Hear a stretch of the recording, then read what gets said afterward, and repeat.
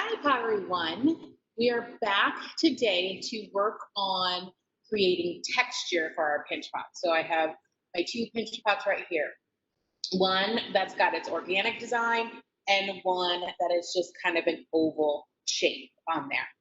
When I'm looking at these two, what I need to decide is which one do I want to stay nice and smooth and which one do I want to add a little extra to. So I actually think I'm going to use my organic one right here. So I'll put that down. This little guy, I'm going to double check that I'm really happy with him, smooth out anything that needs to be smoothed out, and then he's done. That's all that's going to happen for that one. So I'm going to set him to the side. All right. On your setup, what I want you to have is something to work on. So I have a canvas right here.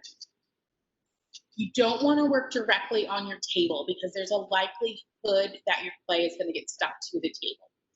There's also clay is a little bit messy, so you want to work in an area that you know is acceptable to get a little bit dusty, and then you can wipe it down.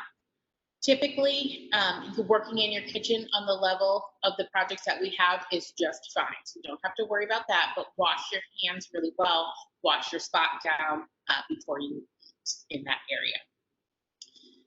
My canvas I'm putting on top of the table. If you don't have a canvas, you can use newspaper.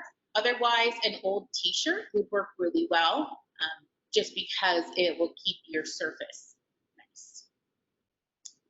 I have my kit ready to go.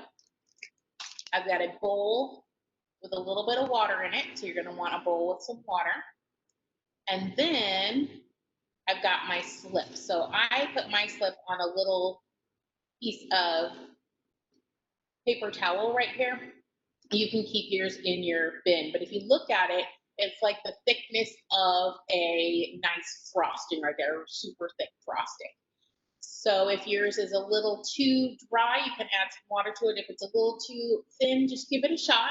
If it doesn't work really well, just let it sit overnight, let the water rise to the top, and then you can pour it off and continue. All right. I'm going to start by coming up with the design that I want to use on my pot. Best thing I can say for that is do a little research first. Research textured pinch pots, see how other people have solved the problem. Look at texture in clay. That's another good one to research as well, whether you're looking on Google or you're looking on Pinterest. It's okay to get ideas from other people as long as we are trying to make them a little bit of our own idea. I'm going to start with my little toothpick because I want to use this as sketching. So remember, I cannot keep this toothpick on here. I'm going to have to go back in with it with either a loop tool, one of these, or with a pen or a pencil as I get going. That way, my designs are going to show up after it's fired. So I'm going to start by just sketching an idea that I have and getting that put onto my pot. So kind of glaze the groundwork a little bit for what's coming next. It doesn't need to be perfect. I've got these kind of semicircle pieces going on there. And you can switch your design up. You can have it all over. You can make a pattern of your own. All right, so I'm going to do that. I'm going to put it all the way around my pot. But for right now, I'm just going to leave it right here. If you look, there's all sorts of little tiny clay pieces that need to get cleaned off of there when we're done. So I don't want to leave that on there. Now that I have my design, if there's something on here that I don't like, I can take my thumb and I can go over the top of it and erase that line. Once I have that, I'm going to go in and start creating my texture as I want it to be. So I can use my pencil. I'm going to use it on the side to start pressing that clay down and try to get rid of some of those little extra clay pieces that come out. those are going to stay on your pot forever. So you have to be really careful with all of that, because whatever you leave on there and we fire it is permanent. Some of those pieces can become really sharp after we glaze them, and it can end up cutting you. So we don't want that. So you go through, and I like to kind of work methodically as I'm going through and do one thing at a time, but you'll find the style that suits best for you. So now I see my lines are thicker on there than they were from my sketchy lines. I'm going to clean that up a little bit.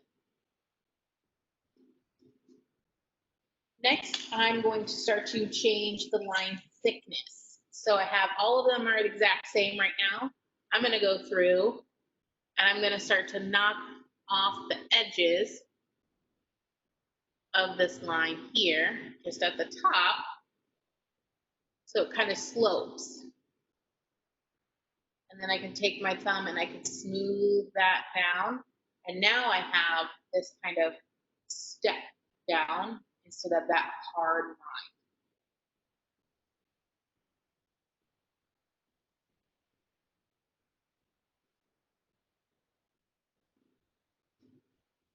You want to be careful when you're using your loop tool, because it can dig into your pot too quickly, and there's an issue with that, creating holes. So just kind of scratch the surface.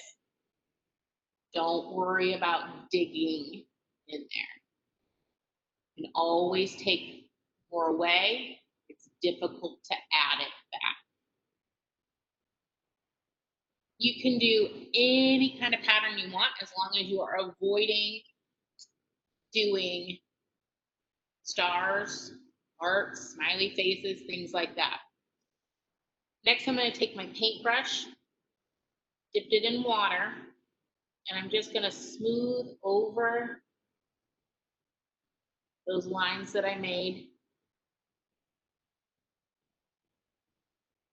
to help me out. So I'm using my round paintbrush for this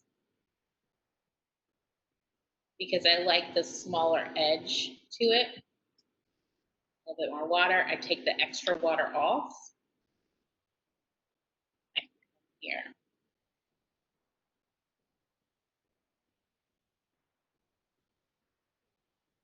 Just really cleaning that up nice and neat. So craftsmanship is key when we're doing all of this stuff. How is it going to look? How much time am I taking for it? Once I'm liking how that's going, get that all smoothed out around it, I'm going to start in with my next piece, where I take my pencil. I'm going to do some little tiny texture dots down here.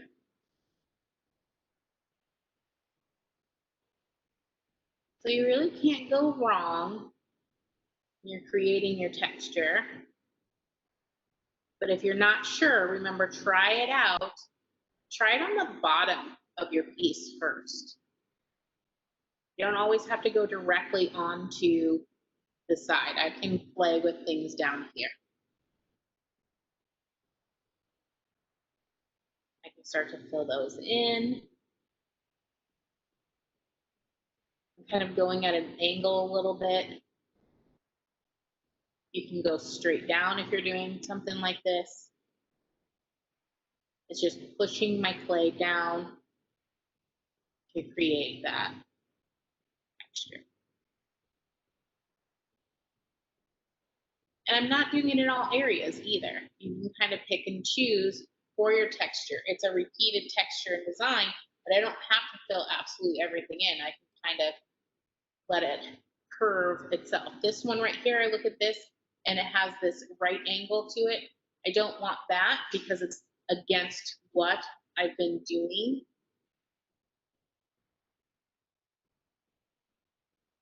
For my shapes. So my shapes have been more curved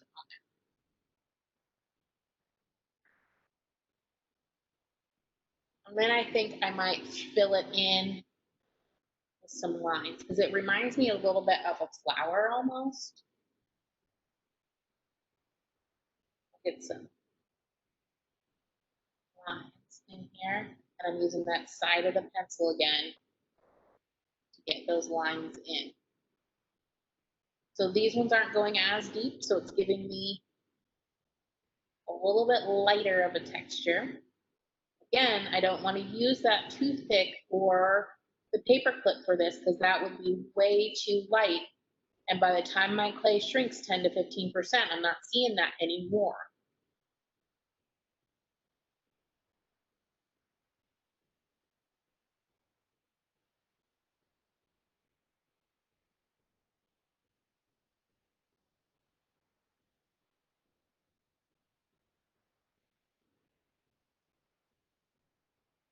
So I have a little bit of a kind of step value of what I made right here.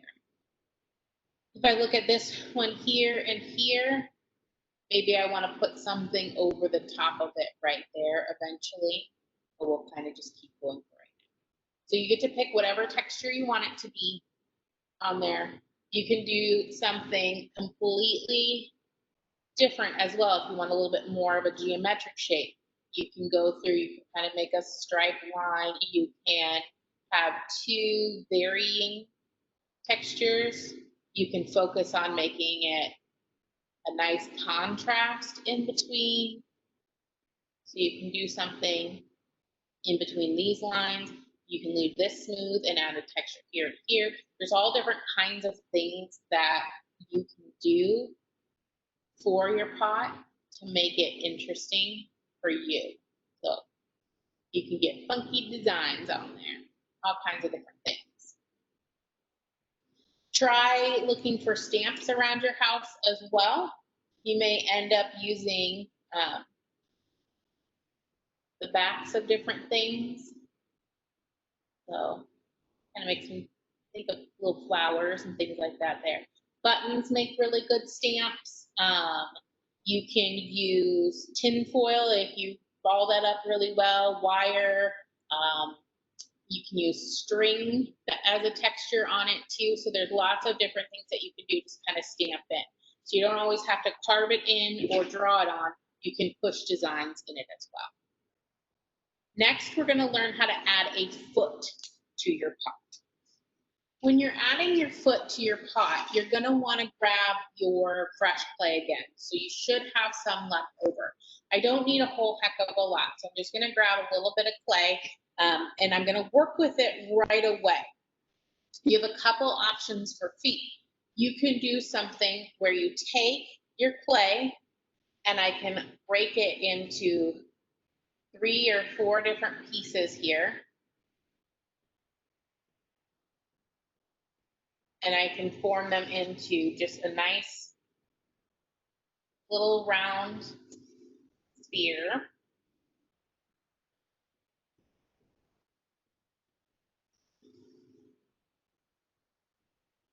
And then I can score and slip these onto the bottom. Or I can take my clay and I can roll it into the coil. So I'll show you how to roll a coil. When you're rolling a coil, you're going to start it out, and this you can do directly on a table if you want to.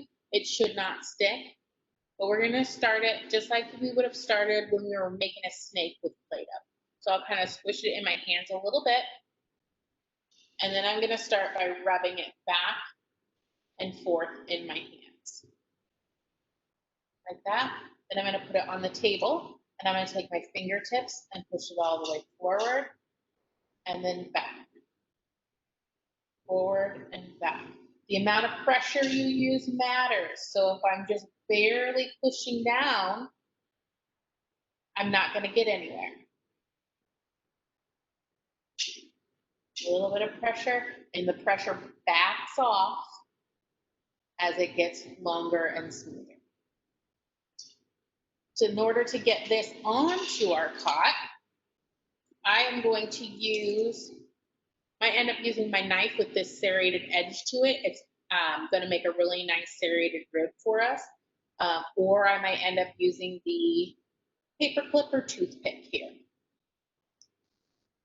I'm gonna flip my pot upside down, and I like to do the foot towards the end, so if I only have little minor details, once my texture is all done, that's when I would want to do the foot. So I'm gonna take this, and I can either take these three and place them on here to make a foot like that. If I want them to stay though, I have to score and slip. So anytime I want to join two pieces of clay together, they have to be scored and slipped on. In order to score and slip them on, you're going to lift it up. I'm going to take my paper clip and I'm going to make little tiny dashes in the clay. And then I'm going to do the same on the bottom of my pot here, right where I want it to be. Like that, rough up that surface there. And then I just dip my finger right into the slip.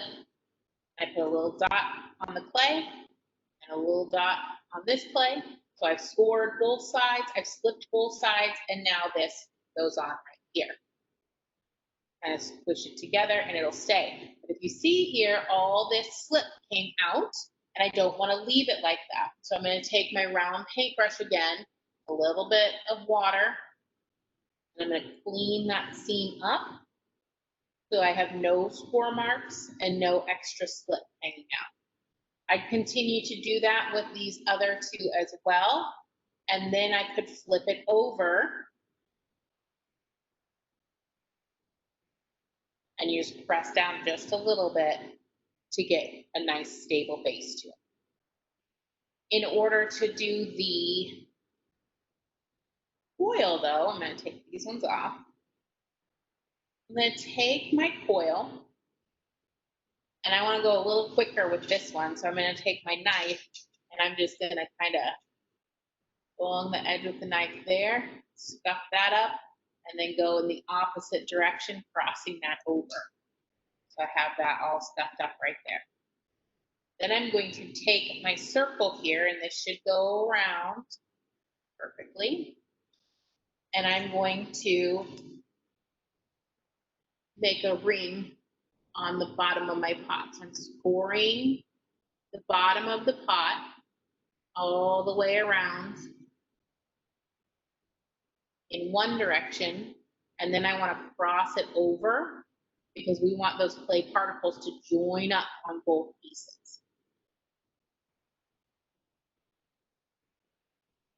Now that I've done that, I'm going to take a little bit of slip on my finger again, and I'm going to put it onto my pot.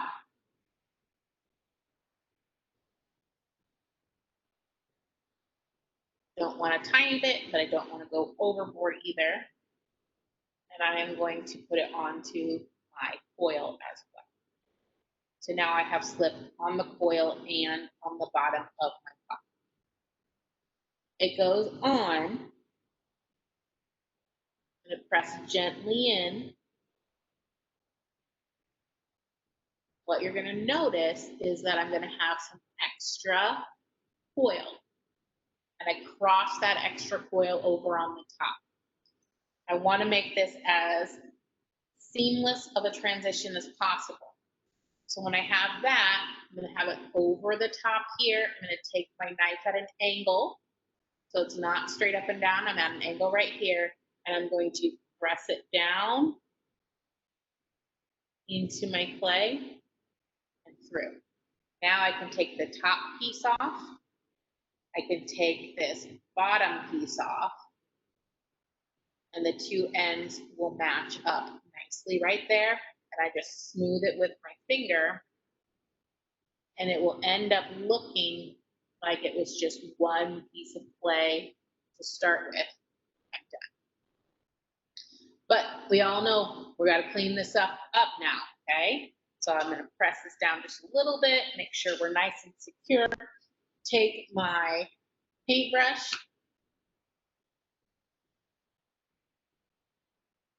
and I'm going to go through and smooth out this seam.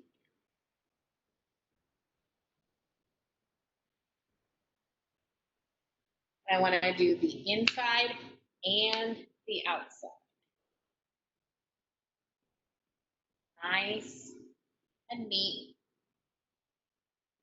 here and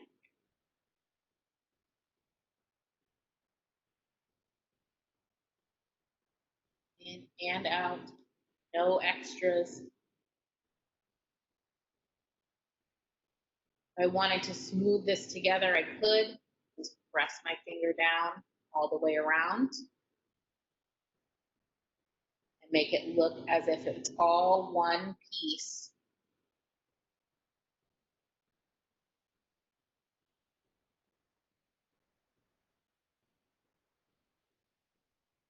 Little bit of water there. And some moisture back in.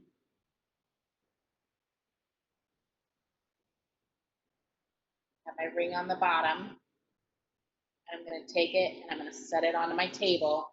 Just kind of press it down a little bit. And that's how I add a foot. The other thing I would like you to add is you have the option to, you don't have to. You can add a little sculpture to it as well. So take your clay, make a little tiny thing.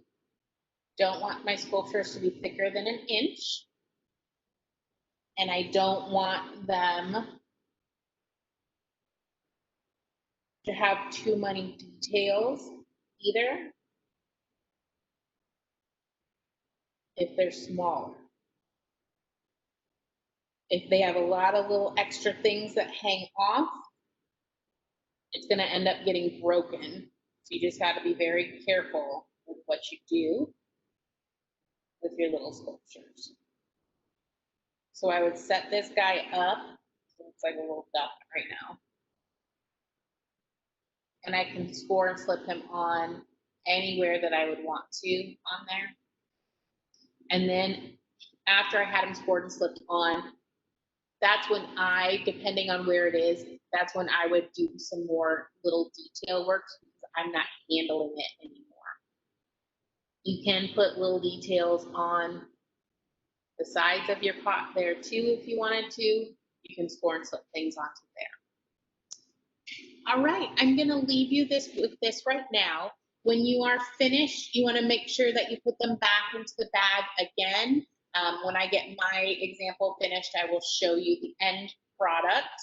Make sure you have your details on it, make sure your name is on it, wrap it up in your bag, and I will let you know when to turn them in and bring them to the classroom.